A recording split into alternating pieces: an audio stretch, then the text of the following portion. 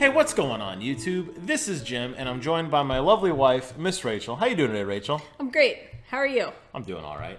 We are here to talk to you guys about E3 2016.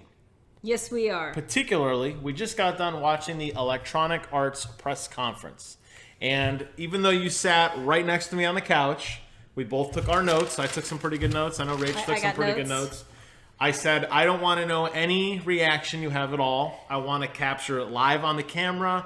I want the true, whatever your real reaction is. Now, I know I popped off a few times and I scoffed. I heard you scoff and sniffle or whatever you did. So there's probably, I could guess about a few things, but this is as genuine as I could get of a reaction from somebody I live with. Yes. Fair enough? In addition to that, I will also confess that both of us at times looked at the other to see if we could gauge what the other person was thinking as this conference was going on. It was absolutely. It was an interesting event. However, all right, let's get into it. Let's go play by play. Okay. And then at the end we'll give a summary. Fair enough? Okay, sounds good. Good enough. All right. Starting off, first and foremost, this is the earliest I've ever seen an E3 press conference.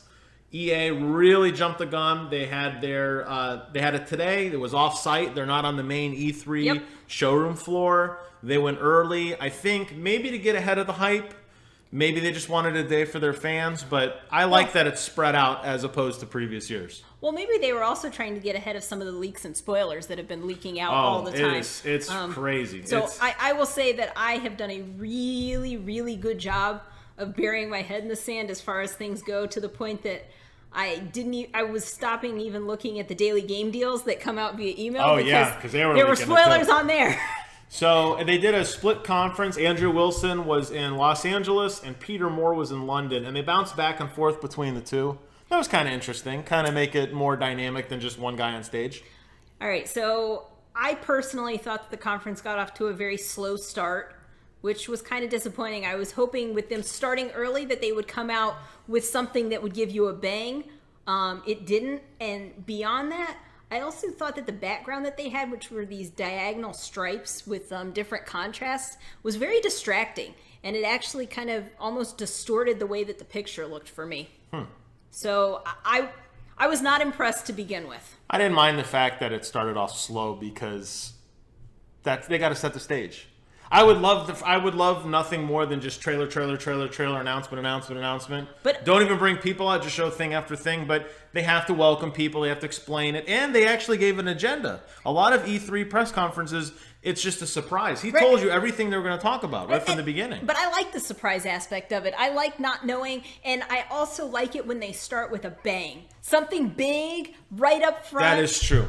That I'm not expecting. I'm like, yeah, that's it. So, and it makes me go, man, they know what they're doing. I was wowed initially. The first thing they talked about, Vince Zampella from Respawn came out, and he was talking all about that Titanfall 2. Titanfall 2 coming out October 28th on all new platforms. Correct. The things I took away from it that I really liked were a couple things. One, they added a grappling hook, which gave some major increased mobility. I don't think that game needs any more mobility. It was already twitchy as it was. Well, I liked, but I thought that the grappling hook really added something. It looks like it's a new mechanic to try and master. I thought that looked cool. No, I'm not against it. The other thing that I saw was it looks like they had these little like pads that you could almost like teleport yourself so you could be behind someone.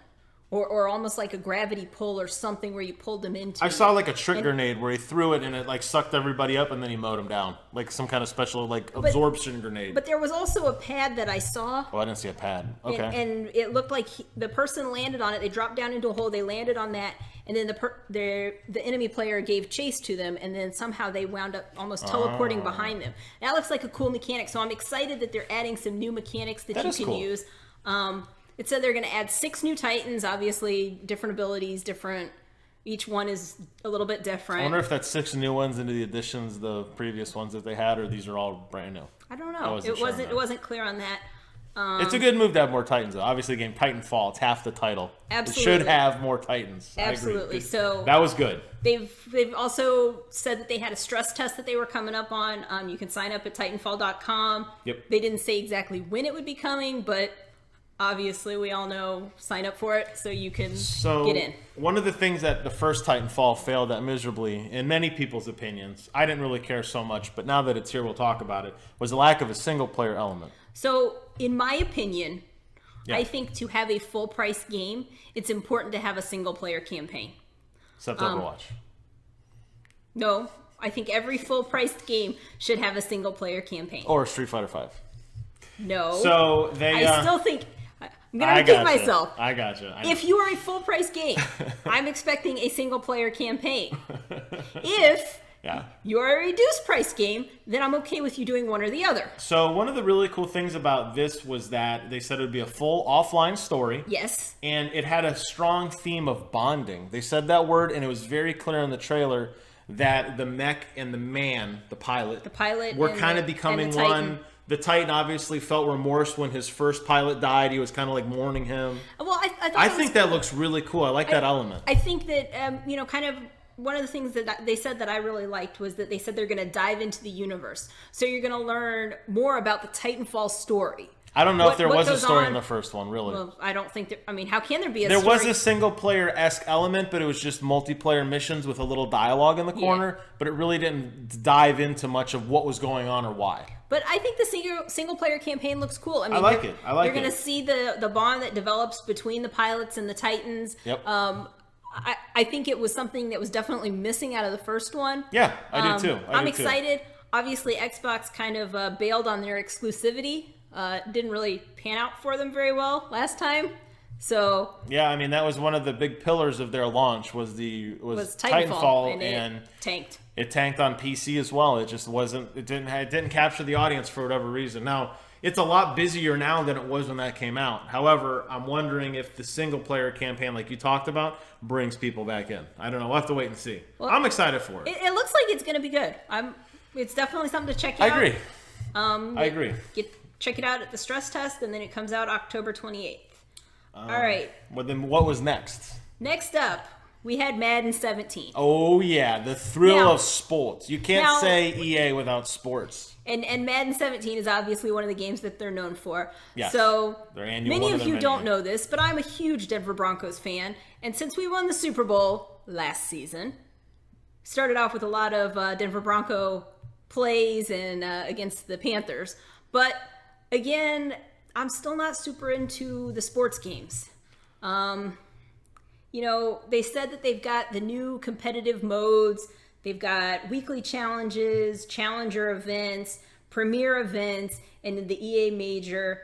3 tiers of competitive play. Yep. So the challenger was the quick, like player to player, just really quick set up a mini bracket online. Premier events are large scale live events. And then the EA Masters was like full blown BlizzCon, some grand stage, global finales. stage, esports. So what I did pick up on, then they moved into the Madden Championship. So at first, I was surprised that they would spend their time covering that. Yeah. Not really the place, in my opinion. I was also surprised when I found out that the prize was only $50,000. That seems kind of low, to be honest. I'm used to a bigger prize for the the championship. When you win your championships, you get 50 grand. You're like, oh, this isn't enough. Well, compare it to the Halo World Championship. Compare it to the StarCraft. If you're going to take it amongst those stages, and obviously they are because they're broadcasting it on ESPN. I think the Halo World. I think the first prize was either 50 grand or 100 grand per team member. The whole team got a bigger pot, but it was 5 people on the team. But you might be right, though. I don't know. That's still a lot of money. To me, I'm not balking at that because that's one of many tournaments that these guys would compete at. So, again, they had a vignette. They brought out all 8 contestants. Yeah, that was kind of... Yada, yada, yada. I didn't really care. However, what I would like to point out is while they were doing that, they ran an ad across the bottom for Mass Effect coming up. Yeah. So, in case you're just not interested in this, we're going to make sure that you stick around. They did that the whole thing, though. They kept saying, coming up in 5 minutes, and 10 minutes Battlefield, and 5 minutes is... But that was the first one That was saw. A little tacky. It was a little tacky. I just, hey, you may not be interested in this, but this is coming up, so don't leave. It was a little tacky, but to go back on the tournament thing, I think you kind of glossed over it. I think that's a really big deal. I really do. They said that and this whole EA Play initiative, the whole rise of the esports, as I've been for years saying how great it is that this is getting national attention. They're going to have the finals on ESPN2. ESPN3. The finals will be on ESPN2. Tournament play will be on ESPN3. They're investing a lot of time and money into this. It's being picked up nationally. I love it. And the fact that they embraced it so early in their press conference with all the prize pools, spending time of an hour-long press stage to bring out other players. They didn't all get introduced by name, but that's okay. That tells you they really care about this, and I loved it. I thought that was really cool. So I will say that they did say that the prize for next year will be $1 million. Well, I mean, it may be divvied up. We just don't know. Well, but the fact that they're putting up a penny for you to play their game is amazing. To me, they don't owe me anything. You know what I mean? I mean, I bought the game. I own it. I do my own brackets. I remember me and my buddy would play Tecmo Bowl tournaments. And the winner got a stick of gum, maybe, if that's what we had. I guess I don't see E3 as being a place to bring out your tournament bracket. I disagree. I think it's a great time. I don't. That's not what I'm expecting for. That's not what I'm looking for from an E3 press conference. Now, I'm not saying that you can't, have them up on stage for something else, but not when you're trying to do your announcements. That's a big deal, and you're spending your time doing something that doesn't appeal to all gamers. Too bad. And what you're trying to do is get people excited about what you're doing.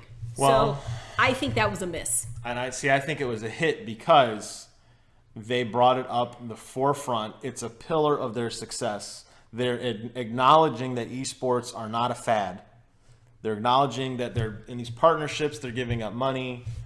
I think that them talking about it at E3 shows they mean business. It's not some tweet you get in a month. This is front stage center. We have an hour to tell you everything about EA, to sell you on EA. And we're going to talk about esports now. To me, it was out of place. We could agree to disagree. Moving on. Before we move on. Oh, okay. I wanted to address the fact that they switched a lot between the different stages. The stage in London, the stage in LA. Yes, they did. I like that. And it made it seem incohesive to me. Oh, I thought it was neat. I mean, it was just kind of... It was unnecessary. It was kind of a fluffy, oh, look, people over in London get to play too. Well, what about the rest of us who aren't in London or LA? We get nothing. It was clear to me they brought out the London thing because of FIFA. And that's a huge hub of football. Let's leave FIFA alone for a moment until we get to that. It's no different than any other E3 press conference. When person after person after person comes out and introduces, you just had another screen, meanwhile, like a different stage. But it was neat. But you're taking away from the stage of E3, and you're also getting into different... I guess I didn't think that the production value was there for it. That could be you may be right there. All right, moving on. Aaron Flynn from BioWare came out. Mass Effect. To show Mass Effect Andromeda. So let's give a little bit of our background with Mass Effect before we get into this. Okay. The first Mass Effect we played super, super late in the game. I bought it as actually the trilogy. It was a 3 DVD or 3 whatever CD set on the Xbox 360. I bought it on Amazon for $25. Yes. I remember like it was yesterday.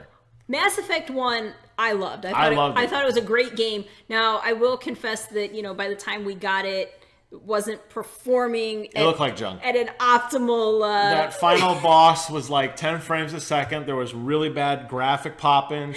As you're walking, your guys like slowly started morphing into all the armor. First it looked like Play-Doh Man, then he had the right color. Yeah. So I think we completely agree. Graphics-wise, it wasn't great. But first story, the story was so amazing. Good. Then we moved into Mass Effect 2. And it lost me. And I couldn't buy what they were trying to tell me in a story. It seems so unbelievable that you would develop all these deep relationships in Mass Effect 1. And they just vanished. And then they're just gone. Yeah, my girlfriend. Yeah, your girlfriend. I think her name was Lana, the blue hair girl. She was was all gone. blue. She was gone. She was like a picture in your office, and you meet her later, and she's like, "Oh, hey, what's up?" Well, not only that, but you move on to a new relationship. It didn't reel me in. It didn't work for me. And We didn't finish it. We never played Mass Effect 3. I don't think I'll ever go back. We never got Mass Effect 4. There's no Mass Effect 4. Yeah, whatever. This is Mass Effect 4. But It's my wife, again, everyone. it just I understand what your point is. Your point is that for us, now I don't know the controversy with the ending of 3. I never saw it. I probably never will. I always think at some point I'll go back and fight through it just to see what it was all about. But I gotta admit, it didn't do much for me. So all the Mass Effect announcements, I'm like, here we go again. However, but go ahead. So again, I'm kind of in that same boat. But this looked really cool. Everything is new. It was. It's a brand new And story. so Meanwhile, characters are new environments, Yes. new world. New everything is new. In the So- Andromeda world, yes. So if you're like us and you didn't make it through all of Mass Effect, It's a good entry point into the series again. It's a new way to get back One into it. thing I didn't like, though, But they didn't show anything. All we learned is that it's the Frostbite engine, which everything is, by the way. That's all they're doing. Everything's Frostbite engine. We heard, how far will we go? Well, we're not going to show you. You want to see gameplay? We're not going to show you. You saw nothing other than these boring old trailers. Yep. Heavy CGI, no in-game, no anything. We're left to wonder, is it open world? Is there this? Is there decision trees? We have no idea about anything. So as they pointed out in Major this one, fail. you're an alien. You are the alien this time. You're going to an alien planet. And That's all we know. What they said is they're going to... I think they're supposed to share more about it this fall. So... Well, why'd you even bring it up? I don't know. Hey, we got something really cool to tell you in a year. That's dumb. It was a fail. They're starting to build the hype train. They showed it last year at E3. That was the hype train. All you had to do is show Mass Effect, and everyone was like, ah! And then this year, like, Mass Effect! Nope. It was a fail, Rachel. I'm sorry. They're getting there. Moving on. What's next? Next, we had Andrew Wilson come out. Good old, yeah, he came out again.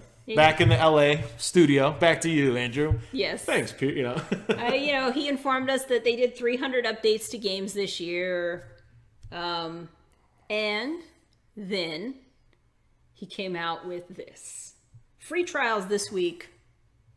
On both EA Access and Origin, which is the PC version. Yep. Steam, if you want to call it. So, pretty much, it sounded like pretty much every game. Well, it's whatever's in the vault. Yeah. EA Access has a vault of games that they constantly update. Now you're going to get unlimited. I think it's normally, if you can find it on Groupon, maybe $35 a year. But you're going to have unlimited access. So if there's any game in EA that you wanted to play that you didn't get a chance to, jump out there. It starts, I think, today, and it lasts through next Sunday. So, again... So if you didn't get to play Titanfall, go check it out. Pretty good. I might go check out Titanfall. I haven't checked it out on Xbox yet. Pretty good announcement. Pretty big. I like that. Pretty big. Hey, come try our games. Yes. Cool. Page 1 done. He also talked about page 1 done. They're doing a whole Play to Give charity campaign. Yes. And he named a bunch of different charities. And one of the cool things was they said there's going to be quests in game that kind of relate to the charity they were giving to. So, like, as an example, you're doing a mission on Star Wars Battlefront with an all-female squad, and if you complete the mission, money will be donated to a women's charity. They had a list of which charities. A charity that supports women's rights or whatever, that kind of thing. STEM, getting women and girls science, tech, engineering, math, and all that. I think that's awesome. They said they were going to donate $1 million. That's cool. I love that. I think that's a great idea. I do too. I wish they would have taken it slightly further. Okay. And that that the amount of money that they were going to donate was tied to how many people completed the challenges.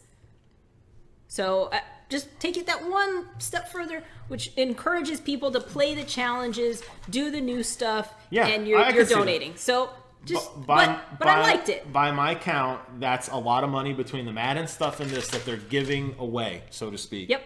And I think that's awesome. So that was really cool. And there's also another thing that they said where they're kind of helping to support the smaller game industries that we'll talk about in a little bit. Yeah, so EA is definitely doing what they can to win back that public vote, and this is great. I think that's great. I know you said you weren't a big fan of it. I think the Madden tournament stuff is a big deal. I think all these charity things they're doing is a big deal. I don't see other companies doing it, and they all make tons of dough. Yep. I mean, maybe they do it secretly, and if EA's being a schmuck about it, then we'll find a way to make them evil. But hey, we're going to give money to charities. Okay, that's awesome. And we're going to come up with new challenges for you to play, so that you can bring some awareness to these charities. Exactly. I think it's great. I like again. it. the only thing that I would have liked even more is had they tied the number of completions or the time or something to how much money they were donating. But right now it's set at a fixed quantity. So it's cool and it's a great idea. I just take it that one more step, just one more. So moving on, we get into FIFA, which is the Pele of the conference. FIFA 17. 2 years in a row now. What a okay, I shouldn't say that. Now hold on. There was one cool thing. Before you knock it, totally, I can say without a shadow of a doubt in my mind, this was not as bad as last year with Pele. That interview went on way too long. Horrendous. That was this year FIFA coming out in September. Yep, and it's obviously the whole UK thing. All the fans are going nuts in London. It is, quote, the most popular sports game in the world. I agree with that. And it's the best-selling one, too, and that's a true fact. So they did a throwback montage. It was kind of cool to watch. Yeah, the original, 8-bit, yeah, it was cool. I like that. I mean, it was a nice little thing. Just to show the history. Yeah. They've been, and it got better. The graphics got more and more real. And then the dude ran out. I'm like, those are the best graphics I've ever seen. But it was really a guy. It was really a guy. So Alex Hunter came out. I don't know who he is. And it was kind of strange because I'm like, okay, who's this guy? Maybe I should know him, but since I don't follow soccer. He must be a big star. Soccer, not football. Stop. Soccer. All right, come on. I don't know who he is. Then as it got into it, you kind of saw what his career journey was. So they then called it The Journey, which I actually thought was kind of cool. That is really cool.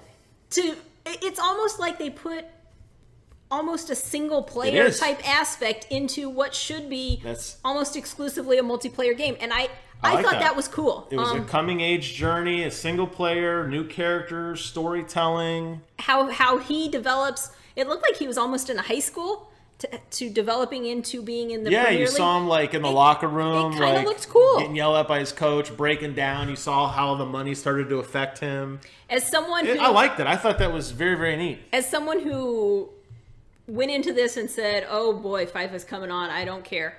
I liked it. I thought that was cool. And quite honestly, it might even be enough for me to buy the game when it's at a discount rate.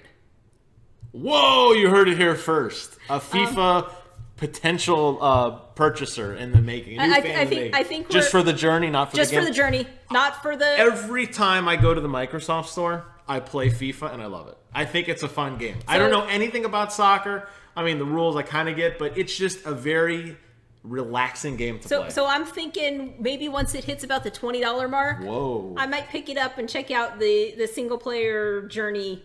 It looked kind of cool. I liked it. They added a bunch of stuff with managers. They had some random manager come on stage. And that was just more the cringe. Jose Mourinho comes out. Some coach or something? A manager to... it was cringeworthy. There's managers in the games. He comes out. I hear blah, blah, blah. I'm surprised they made such a... My level of caring goes down, and blah, blah, blah. I'm surprised that they made such a big deal about managers. I figured, Madden football for the last trillion years, all the coaches have been in the game on the sidelines. So he comes out. So what's the big deal about this? He's talking. So here's my problem. Why does his son get an early copy? Why would he get an early look? What about those of us who actually support it and want it? Oh, those of us who are going to buy the game at a heavy discount?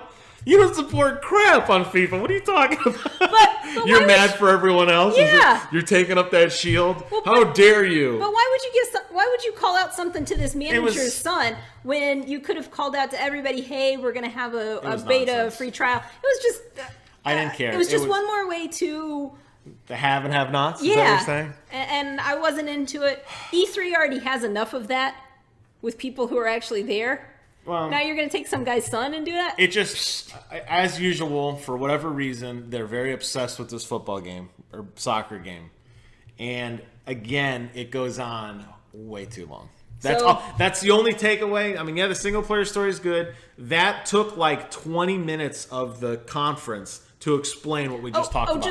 Just wait. It continues to go on. There's more FIFA. Oh, that other dude Producer comes out. Aaron McCarty comes out and talks about 4 new things.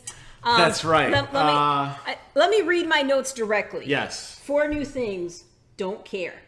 Oh, Sorry. It was like AI, physical, something. It was like the annual stuff they do every year for every game. Yeah. It's like they try to upgrade a couple things every year. New AI is not a selling point, sorry. So they're talking about cut events can be more interactive, random, whatever. Blah. Who cares? Again, it had already gone on for too long by Way then. too long. So I was done. All right, moving on. We're way too long on FIFA. We're going too long on FIFA. However. Oh, there's more?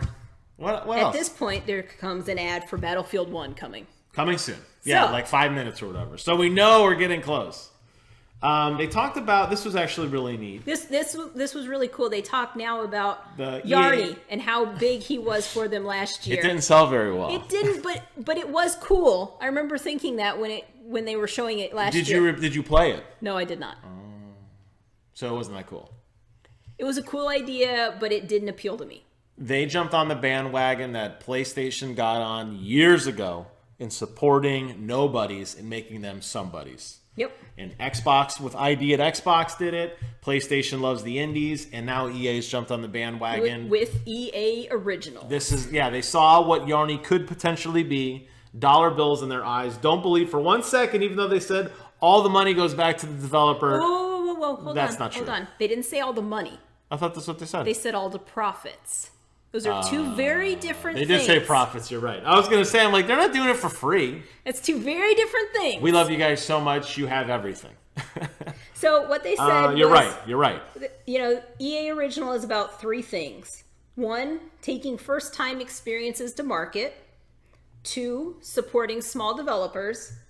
And three, giving those small developers funding and offering them a sense of security. So it almost sounds like they're kind of bankrolling them. Like an incubation program. You come to us with an idea, we'll foster your idea, we'll get you out the market. I like that. Because they're not going to take everyone. Well, and not only that, they're going to weed out the losers that are going to go on Steam and be garbage games. They're going to take quality games and they're going to work on that good idea if you have a good idea, and they're going to help you make a polished product more than it could be. I like that. And get something out to your consumers who want something and who are looking for a certain level of polish on a game before they play it. Agreed. I like that. I think that's great. As we said, the profits go to the developers. Again, everybody make note, profits is different than money. So that segues into the next year's nervous developer coming on stage. I don't know the dude who did Yarny last year, but you felt bad for the guy who's holding his microphone and he was like, "Thank you for being on stage." And then you had nervous developer dude this year who did get a stride for fee. But you could tell not only was he nervous, but he was also very excited and passionate about his product. Yarny guy was excited. He was talking about yarn. I mean, but again, Hey, I like the Yarny guy. I don't know his name, but I like them. I like seeing people who come out who aren't completely polished and they're sharing their excitement for what they're doing with that was the EA Original goal number one, that raw emotion. And I thought he was successful. I liked it. What'd you think about Fee? What'd you think? Did it look cool? I actually really liked it. I thought it looks kind of cool. It has a very unique art style. Yep. It's about a young cub in the forest. It's a narrative about exploring your world and your interactions with nature. It's kind of the interconnectedness. Again, very open world. It seems like you can kind of do whatever you want. They did show kind of the enemy, but I thought it looked like the evil silent ones. The silent ones. Yep. I thought it was a cool idea. Yes. I thought the art in it looked really neat. I'm kind of excited about it. The big mechanic in that was that Fee can talk music to animals. Yes. So every animal, it looked like you pressed a button, he sent out like a beacon, and certain animals responded with different sound effects, which did different things. Like the plants, the trees, everything was alive, but nobody talked. Yes. So it seems like it's going to be a very emotionally driven game. A very very artsy game, but I think it looks cool too. It looks cool. It was a lot more exciting to me than Yarny was. Yes, it was. Yarny just looked like and this is one of those games though that you like. I love these games. He really enjoys them. I'm not so much into them, but this one looks... It tells something. Like Gone Home. Well, Gone Home had talking. It hits you right here, right in the feels. Right in the feels. I like it. I'm excited. Whenever it comes out, I'm going to buy it. Page 2. Oh, for me, that would be page 1. But I don't like to throw my pages. I like to collect them. Where's your sense of excitement? Let me help you. You happy? Yes, very happy. Then we talk about something that I am super excited about because I am a huge nerd of Star Wars. So, all that being said... Everything Star Wars. I have to ask you, though. Yes. Did we really talk about it? See, that was the problem. This was the excitement, and this was the ultimate high and low for me. They say, hey, DICE is working on something. DICE has made some amazing games. A lot of work with the Battlefield franchise. So what New content in the films. So they're working on stuff, but you're not going to see it. So, as I heard, they're working on some new stuff. It'll be out in 2017. Then they're working on... Do you think that's going to be DLC or a brand new game? No, it sounded like it was going to be DLC. It sounded like they were working on some new maps and some new missions and that kind of stuff. But it didn't sound like it was a full new game. You mean the Battle of Jakku isn't enough? So then they said they're going to have an original narrative game with new characters. Dash Rendar returns. I'm calling it Dash Rendar. You remember Dash Rendar? No. So again, that new game is supposed to be coming in 2018. Then we had a video montage of, it seemed like about a zillion different development companies that showed me really nothing. Clips of all different studios around the world. But so my direct note is they created hype and gave very little detail. Agree. However, there were two big takeaways. One, yes, they're working on, you touched over it, but I'm going to go back to it, the original narrative. That is a game with characters in the Star Wars universe that could do whatever they want. And hold on a second. You skipped over it. No. But this is important. But you've skipped something about it as well. I wasn't done. You interrupted me.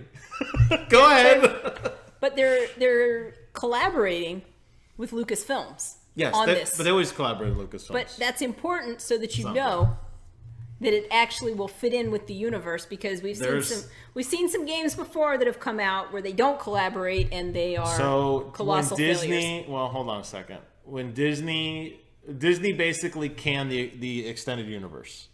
All those novels and everything, Disney said that's now non-canon now. Then none of that happened. So Lucasfilm's buy-in doesn't mean a lot to me, because basically their universe is trash. What I do care about, what is important, is that it's being original narrative. Remember when we played the Star Wars Force Unleashed with Starkiller, and how cool that was. It was in the universe. It was like random Jedi over here doing other things. I think there might have been a time with Darth Vader. He was like Darth Vader's apprentice for a while or whatever. Doesn't matter. The fact that they're taking this established lore of the universe, what, like lightsabers and like blasters and TIE fighters, and they're going to make an original narrative, that is huge. That is huge. We have not had that in a long time. But, I mean, if we're talking We don't know anything about it, though, but that's how excited we are. But here's the thing. If we're talking about that coming out in 2018, yeah, I would have expected to see something. I know. Well, Mass Effect is the same. Mass Effect's supposed to be out next year, and what'd you see with it? Exactly. Mass Effect seemed like it had been a little, slightly more fleshed out, but again...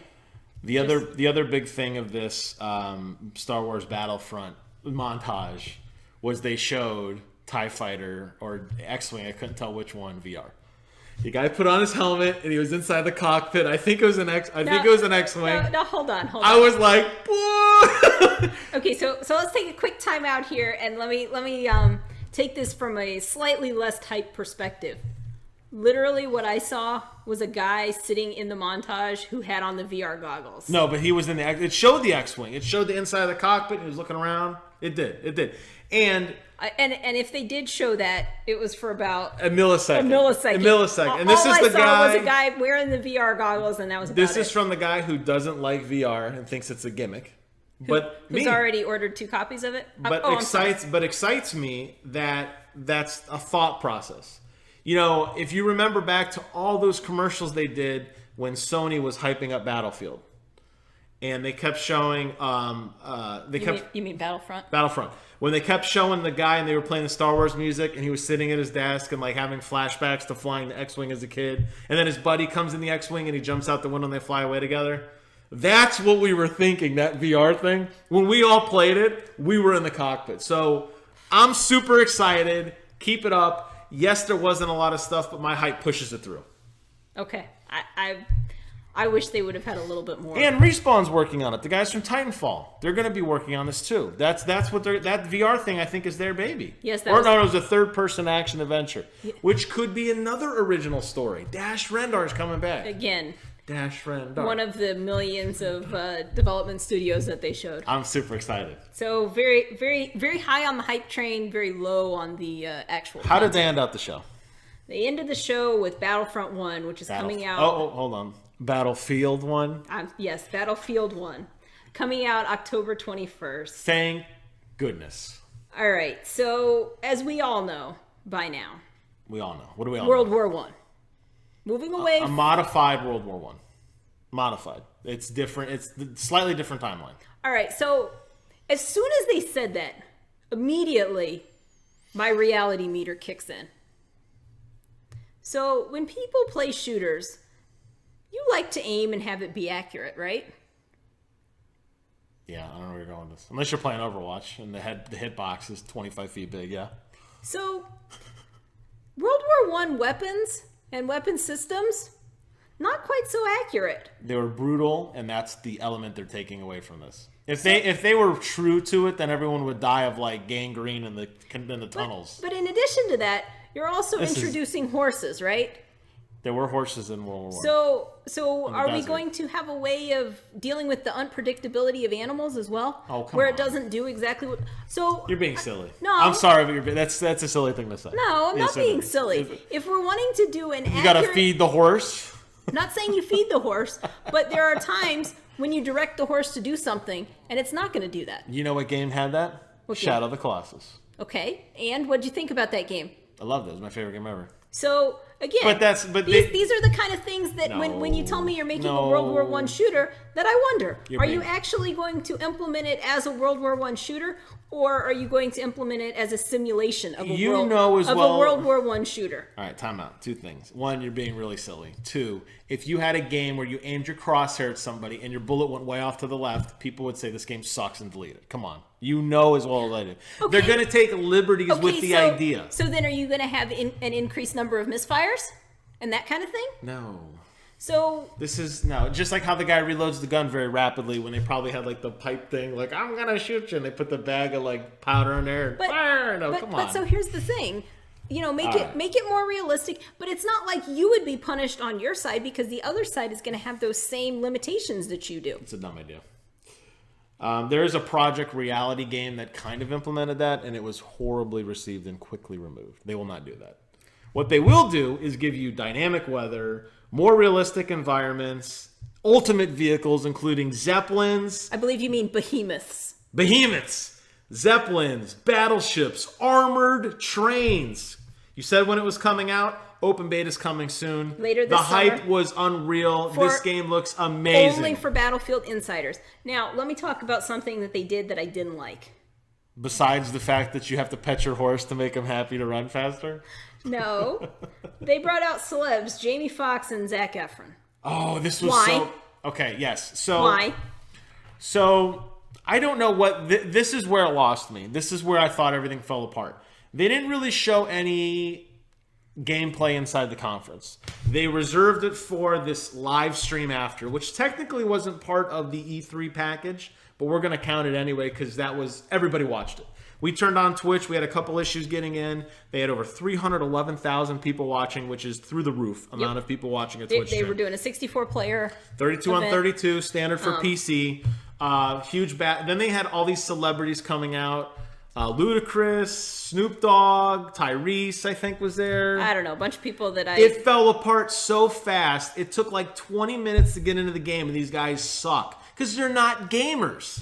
Yeah, if you're gonna do a live stream of a game, get some people who know what they're doing. There was a shot of Snoop Dogg standing there, walking back and forth, holding the Xbox One controller. I had no idea where to go. Walking back and forth in the trench, and Golden Boy, one of the two commentators, said, oh, yeah, well, Snoop Dogg's just kind of laying it out, and he's trying to get a feel for the land, and he's issuing out orders. And you can almost read his lips. He's like, what do you do? Like, he didn't know how to play. I'm like, it was cringeworthy. It really was bad. Again, it really fell apart. There are so many gamers in the world. There are so many people that would have loved to have been out there doing this.